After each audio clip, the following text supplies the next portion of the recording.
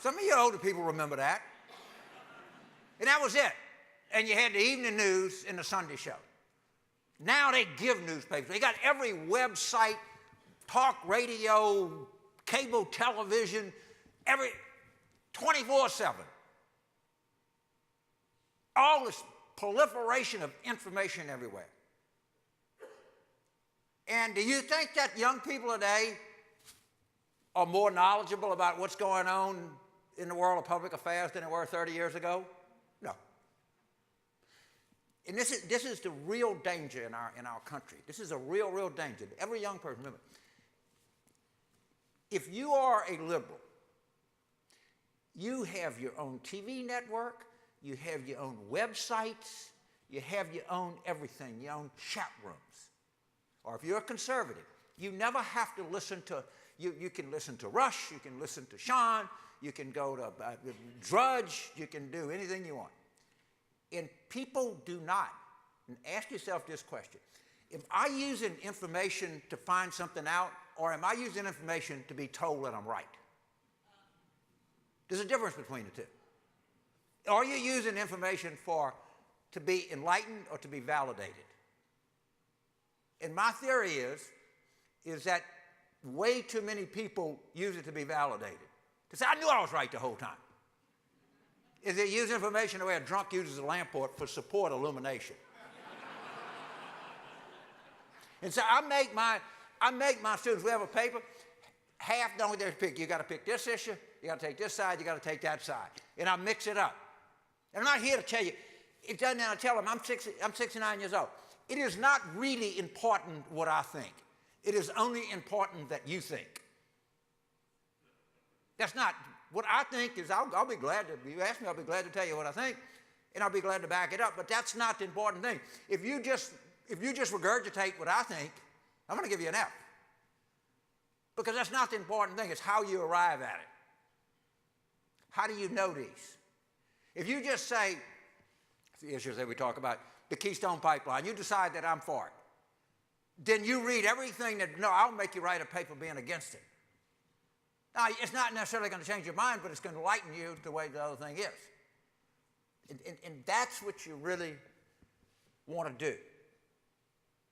You want to go through, don't go through life looking to be validated. Go through life looking to be enlightened. And as you develop a political persona, as you develop things, as you learn these things, sometimes you might change your mind. Not the worst thing in the world. Keynes famously said, when the facts change, I change my mind. What do you do? If somebody tells me, you know, I'm 40 years ago, I thought the same thing then that I think now. Well, you're an idiot. You're an idiot. You know, and I say, I know, and I'm not, look, this is a tough job market. This area of the country has taken a lot of headshots. I'm not going to try to pretend any different. Not going to be stupid.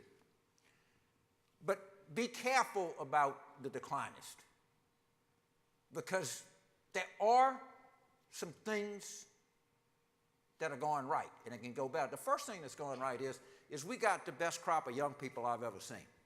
I teach them, I'm with them, I've seen it happen. I've seen everywhere I go, I've seen this. And, you know, it's a tough job market out there. But if you look at around, you know, people say the deficit we've had, the last 4 years is the biggest decline in the deficit as a percent of GDP at any time since World War II. Doctor, we were talking about the flattening, not the decline, but the flattening of healthcare costs in the last 4 years is the best we've had in a long, long time. We used to import 60% of our energy, it's now 40%. Crime is almost at an all-time low. Teen pregnancy is at an all-time low. There are things that are happening that it's going to be a tough market, going to be a while, but there are things that are happening that you just have to apply yourself. You have to think these things through. And the job market is going to be tough for a while, but they asked Mark Twain one time, you think it'll stop raining? And he said, well, it always does. And there are things that are in place that when it turns around, it'll turn around good. But you listen to people and they'll say, it's terrible out there. It's the worst it's ever been. We got all this, everything, we're down, we're doomed. It's the end of it. No, it's not. No, it's not. And this is not even the hardest time the country's been through. This is not the 30s. This is not Pearl Harbor. This is not any of that. I'll tell you a story, true story. The worst year in American history, I submit, pretty good, pretty bad, 1862. That was really bad then. That's bad, man. They wasn't getting along at all. No. The country was ripped apart. People were killing each other, and it was bad for the Union. It was bad for the Union. Lee was chasing McClellan all over the peninsula. Jackson was running wild in the valley. There were peace riots in the north. They couldn't get people to serve. The very country was falling apart. The founding fathers' dream of a united country, of a nation, was in tatters and shambles. It was going the wrong way. And in that most awful, ghastly time, a congressman,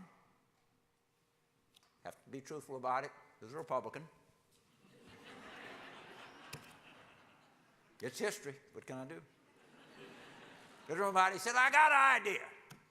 He said, let's give the state some land and some money, and they can build some colleges and train their sons and daughters to be business people, teachers, buggy whip manufacturers, or whatever.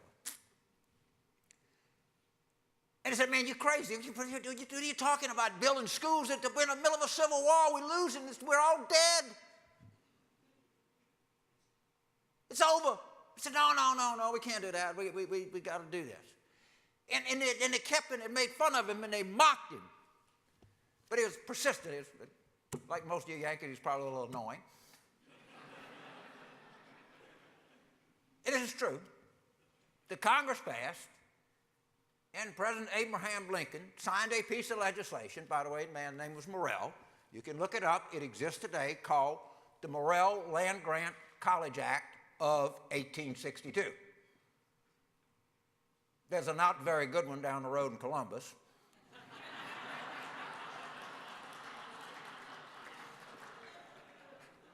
Teasing. And I ought to know because I spent 11 years at one in Baton Rouge. But you know what happened? Because of that man's persistence, because of somebody saying, I don't accept the doom and gloom, that there's never a bad time to invest in young people. There's never a bad time to believe in the future. The record is the land-grant colleges and universities of the United States have produced more Nobel Prize winners than all of the universities of Europe combined.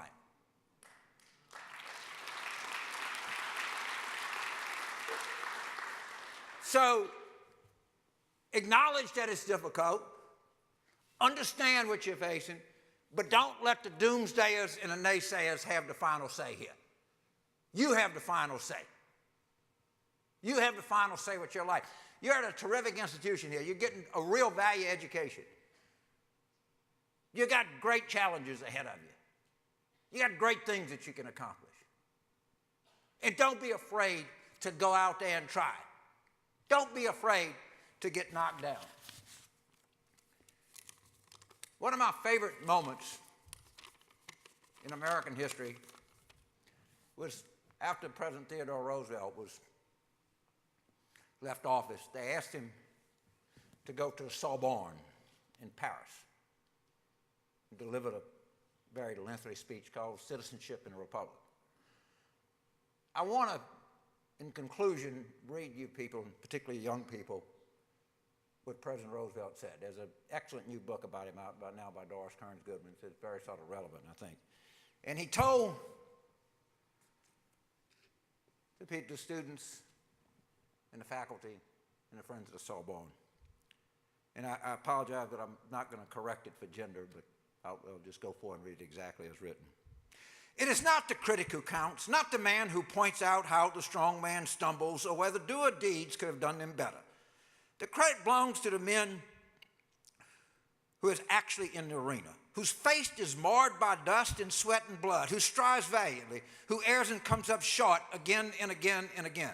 Because there's no effort without error and shortcoming, but who actually strives to do the deeds, who knows the great enthusiasms, the great devotions, who spends himself in a worthy cause, and who at best knows in the end the triumph of high achievement, and who at worst, if he fails, at least fails while daring greatly, so that his place shall never be with those cold and timid souls who know neither victory or defeat.